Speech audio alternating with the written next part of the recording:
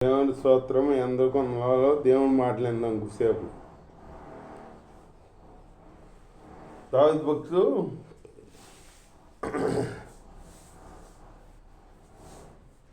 తప్పు చేశాడు కదా.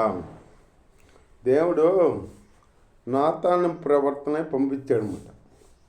నాతాను ప్రవర్తన పంపించి నాతాను ప్రవర్త డైరెక్టర్గా చెప్పకుండా ఒక ఊరిలో ఒక రాజు ఉన్నాడో, ఒక వ్యక్తి ఉన్నాడో, ఒక సాధారణమైన వ్యక్తి ఉన్నాడో, అతనికి ఒకటే గొర్రె ఉంది. ఆ గొర్రె ఆయనకి ఒకటే గొర్రె, ఆయనతో తినటం, ఆయనతో పడుకుంటాం, ఆయనతో ఉండటం, ఆయనతో కలిసి ఉంటుంది ఆవిడ. ఆ గొర్రె ఈ రాజుకి అనేకమైన గొర్రెలు ఉన్నాయి. కానీ ఒకసారి రాజు ఇంటికి కొంతమంది వచ్చారు. వచ్చేటప్పటికి ఈ రాజు గొర్రెలను తీసుకొచ్చి విందు చేయకుండా ఒక గొర్రె ఉంది కదా అతనికి, ఆ గొర్రెను తీసుకొచ్చి విందు చేశాడు అని చెప్పాడు అన్నమాట. విందు చేశాడు అని చెప్పేటప్పటికి, ఆ మాట వినేటప్పటికి దావీదు భక్తుడు మండిపడిపోయాడు అన్నమాట. మండిపడిపోయి ఈ పని చేసిన వాడు మరణానికి పాత్రుడే అని లేచిపోయాడు. లేచిపోయేటప్పటికి అప్పుడు నాతాను ప్రవర్త అన్నాడు, ఇది చేసింది ఎవరో కాదు రాజా, నువ్వే చేసింది అంటే. అప్పుడు దావీదు భక్తుడు ఎదురుకెత్తలా, నేను చేతమంటే అదే అని అనలా, ఒప్పుకున్నాడు. ఒప్పుకొని పశ్చాత్తాపడ్డాడు అన్నమాట. పశ్చాత్తాపడి ఏడ్చి పశ్చాత్తాపడి ఒప్పుకున్నాడు అన్నమాట. ఒప్పుకుంటే పశ్చాత్తాపడి ఒప్పుకుంటే దేవుడు శపిస్తాడు. ఒప్పుకోకుండా కప్పుకున్నారనుకో దేవుడు క్షమించడు. కప్పుకునే ఇదిలో ఉండకూడదు మనం. అలాగే సౌలు రాజు ఒప్పుకోకుండా కప్పుకున్నాడు అన్నమాట. అమాలేకులు చంపిన అన్నప్పుడైనా గొర్రెల్ని ఆటలు తెచ్చుకుని అవి చెప్పకుండా ఇదిగా చెప్పాడు అన్నమాట. దేవుడికి బలిస్తే పనికొస్తాయి అని తెచ్చాను, అయ్యి అని చెప్పాడు అన్నమాట. దేవుడేమో వాటిని అక్కడ ఉన్న వాటిలో ఏం ముట్టుకోవద్దు, అవి తేవద్దు, ముట్టుకోవద్దు అన్ని సంహరించంటే ఈ సభలేమో కొన్నింటిని తెచ్చుకుని దొడ్లో కట్టేసుకున్నాడు అనమాట. సమయాలు అడిగినప్పుడు అయ్యో దేవుడికి బలిస్తే పనికొస్తాయని బలిచిన వాటిని తెచ్చాను అని చెప్పాడు అనమాట. నువ్వు నీ దేవుడి మాట వినలేదు కాబట్టి ఇక నీకు రాజు నీకు నిలవదు అని చెప్పాడు అన్నమాట సమూయేలు. అట్లాగే ఇక్కడ దావీదు తప్పు చేస్తే ఒప్పుకున్నాడు. అక్కడ సౌలు తప్పు చేశాడు కానీ ఒప్పుకోవాలా, కప్పుకున్నాడు. ఒప్పుకోవాలంటే కప్పుకున్నాడు అన్నమాట. ఒప్పుకున్నవాడు కనికిర పడతాడు, కప్పుకున్నవాడు శాపం పొందుతాడు అన్నమాట. శాపం పొందుతాడు అన్నమాట. దేవుడి స్తోత్రం, హల్లెలూయా. అట్టగా దావీదు భక్తుడు ఒప్పుకున్నాడు, నేను తప్పు చేశాను, నన్ను క్షమించు అని చెప్పాడు. అప్పుడు ఒక పిల్లాడు పుట్టాడు కదా, బెస్త పాపం ద్వారా పిల్లాడు పుట్టాడు. పిల్లాడు పుడితే ఆ పిల్లాడు జబ్బు చేసింది. ఆ పిల్లాడు బతికిస్తాడేమని ప్రభు సన్నిధిలో ఉపవాసం ఉన్నాడు అనమాట. ఉపవాసం ఉంటే ఈ రాజు అంటే ఉంటారు కదా, ఈయనకి భోజనం పెడతాకి సౌపాయం అని చూసుకుంటా ఉంటారు కదా, వాళ్ళందరూ రాజు దుఃఖాన్ని ఏడుతుంటే ఓదార్చలేకపోయారన్నమాట. ఓదార్చలేకపోయాము అని చెప్పేసి అనుకున్నారు. రాజు దేవుడి సన్నిధిలో ఉపవాసం ఉన్నాడు. అయినా కానీ దేవుడు ఆ బిడ్డని చంపేశాడు బతకనుగులా చనిపోయాడు.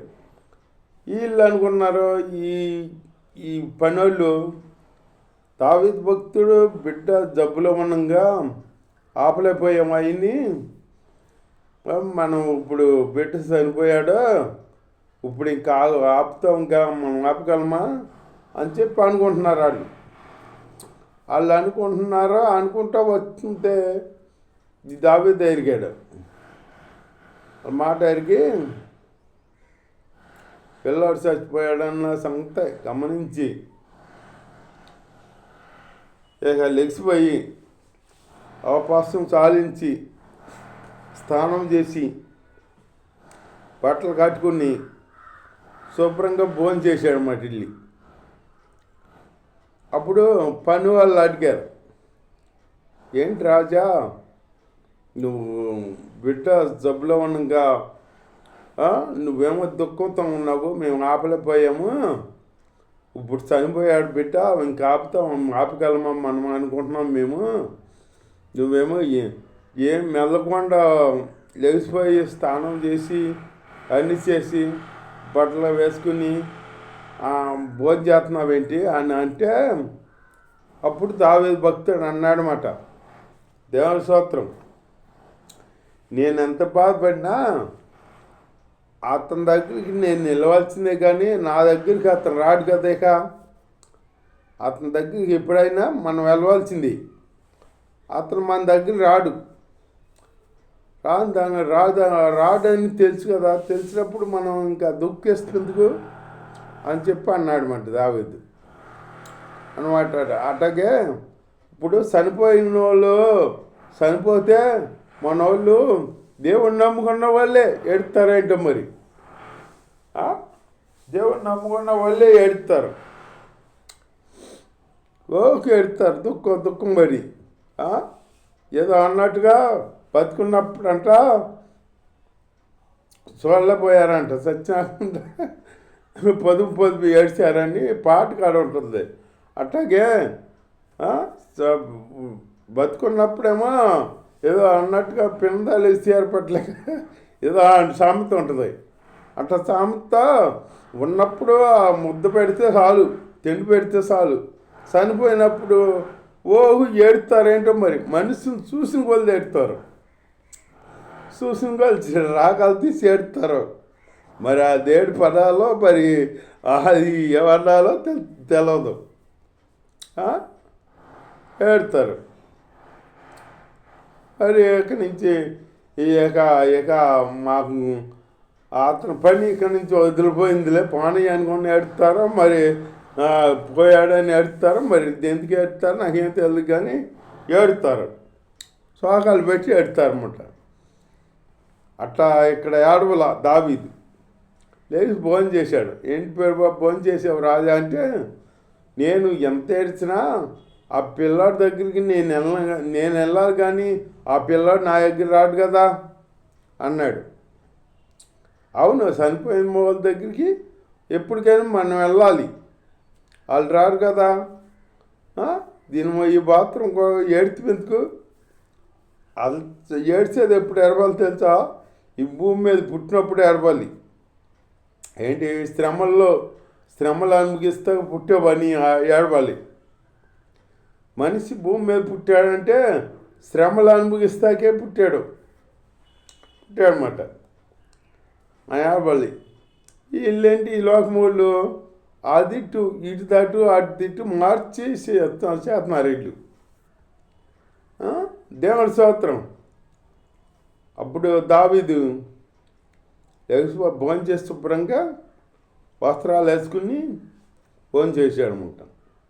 అట్టగా ఉండాలి మనం. పోయావు నన్ను వదిలిపెట్టి వెళ్ళిపోయావు, నన్ను అట్టా చేసి అనాథాలు చేసి వెళ్ళిపోయావు, ఇట్లా ఏడుతారు ఒక్కొక్కరు. అనాథాలు చేసి వెళ్తాం కాదు, నిన్ను చూసేది ఒక ఆయన ఉన్నాడు దేవుడు, ఆయన లేకపోతే నువ్వు అనాథం. అసలు ఆయన అనాథ, దేవుడు లేని వాళ్ళు అనాథులు, దేవుడు ఉన్నవాళ్ళు అనాథులు కాదు. అది మనకు తెలుస్తే ఇంకా దేవుడిని నమ్ముకున్నాం కానీ ఆ తెలుతుల్లో మనకి అది తెలుతలా. అసలు మన దేవుడు ఎవరో ఏంటో అని మనకు తెలుతలా. మన కంటికి రెప్పలాగా మనల్ని కాసే దేవుడు మన దేవుడు. అది తెలవకుండా మనం ఈ లోకంలో నేను అనాథిని, నాకు ఎవరు లేరు, నాకు అది ఇది అని అనుకుంటాం మనం. దేవుడిని నమ్ముకున్న ప్రతి బిడ్డ అనాది కాదు మాట. దేవుడు నీకు తోడు ఉన్నాడు, ధైర్యం ఇస్తాడు దేవుడు. అట్లాగే మనం అతిక్రమాలు ఒప్పుకోవాలన్నమాట. ఒప్పుకునే బిడ్డలుగా ఉండాలి, కప్పుకునే బిడ్డలుగా ఉండకూడదు. మనం చేసింది ఒప్పుకోవాలి. ఒప్పుకుంటే దేవుడి కనికరం పొందుతాం. ఒప్పుకోపోయామనుకో దేవుడి శాపం వస్తుంది. మనం ఒప్పుకుని ఇప్పుడు అవ్వాదము వాళ్ళు తప్పు చేశారు. తప్పు చేసి వాళ్ళు ఒప్పుకున్నారా, ఒకరి మీద ఒకరు ఎట్టుకున్నారు వాళ్ళు. ఈ ఆదాం ఏమన్నాడు, నువ్వు నా కొరకు చేసావు కదా అవనే, ఆ ఎవ్వే కారణమయ్యింది పొని తింటాగా అన్నాడు ఆదాం. ఈ అవ్వ ఏం చేసింది, నన్ను సర్పం మోసపుచ్చిందంత ఈ అవ్వ. వాళ్ళకి ఒకరికి ఇది లేదు, ఒకరి మీద ఒకరు ఎట్టుకుంటున్నారో సమాధానం చెబుతూ కాడ ఒకటి లేదు, ఒప్పుకున్నట్లేదు అక్కడ. అందుకే శాపం పొందుకున్నారు. మీరు ఈ పని చేసినందుకు నేల చేపించబడింది, మీరు ఈ తోటలో వంటకి లేదు, వెళ్ళిపోండి అని పంపించేసాడు అన్నమాట. అట్లాగే మనం ఒప్పుకోవాలి, కప్పుకోకూడదు. ఒప్పుకునే జీవితం ఉంటే మనం కంకరించబడతాం. ఒప్పుకోకుండా కప్పుకుంటే మన అతిక్రమాలు ఇంకా మన పాపాల్లో పెరిగి తీగ తరగం.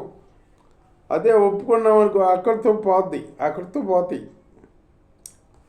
అట్లా ఒప్పుకునే స్థితిలో మనం ఉండాలి. ఒప్పుకొని ప్రార్థన చేసామనుకో అది దేవుడికి ఇష్టం. ఒప్పుకొని ప్రార్థన చేసి ఒప్పుకుంటూ నేను రద్దీ ఆట చేశాను, ఇటు చేశాను, నువ్వు మురుకుని ప్రభా, నన్ను మార్చి ప్రభా అని ప్రార్థన చేయాలి మనం. అంతేగాని పక్క వాళ్ళు ఎవరన్నా అనుకుంటారేమని జడిసి కొందరు ఒప్పుకోరు. నేను ఒప్పుకుంటే పక్క వాళ్ళు ఏమన్నా అనుకుంటారేమని ఒప్పుకోరు మాట.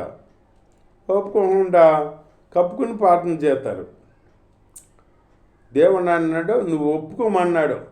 అతిక్రమాలు ఒప్పుకున్నవాడు ధన్యుడు. అతిక్రమాలు ఒప్పుకుని మనం ప్రార్థన చేయాలన్నమాట.